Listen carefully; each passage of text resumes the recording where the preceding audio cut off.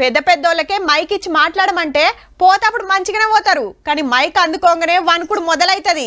Stage మీద అంతమంది ముంగట మాట్లాడాలంటే అట్లనే అవుతుంటది. మరి ఒకళ్ళ ధైర్యం తెచ్చుకొని మాట్లాడబోయినా నాలుకే మడత పడుతుంటది, చెప్పిందే చెప్పుడైతది. ఇక బుడ్డ పొరల చేతిలా మైక్ పెట్టి సంబరానికి మాట్లాడమనిస్తే ఇదేంద్రో అని వారేసి ఉరుకుతారు, లేకుంటే ఏడుపు అందుకుంటారు. అట్లనే గీ బుజ్జి సుత ఒక ఏడుపు కాదు, కానీ దానికో లెక్కుందుల్లో.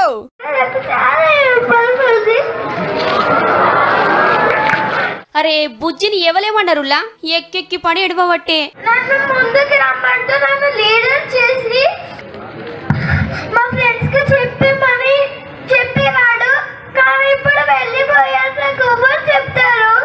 గది కథ.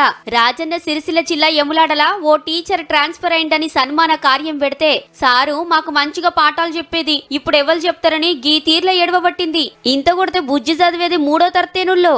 పేరు గాయత్రి. అయితే సారు మొన్నెప్పుడో ట్రాన్స్ఫర్ అయితే గిప్పుడు ఎందుకు ఏడ్చినవరా బుజ్జి అని అడిగితే సార్ వెళ్ళిపోయినందుకు నాకు చాలా బాధగా ఉంది. సార్ వెళ్ళిపోయినాక నేను ఏడ్చుదాను అనుకున్నాను, కానీ సార్ సంతోషంగా ఉండాలని ఏడవలేదు. అప్పుడు ఏడిస్తే సారు బాధపడతాడు, సంతోషంగా పోవాలని ఏడవలేదట. కానీ గింత షిన్నేజిల గంత పెద్ద ఆలోచన చేసిన గాయత్రికి గట్టిగా కొట్టాలుల్లా సప్పట్లు.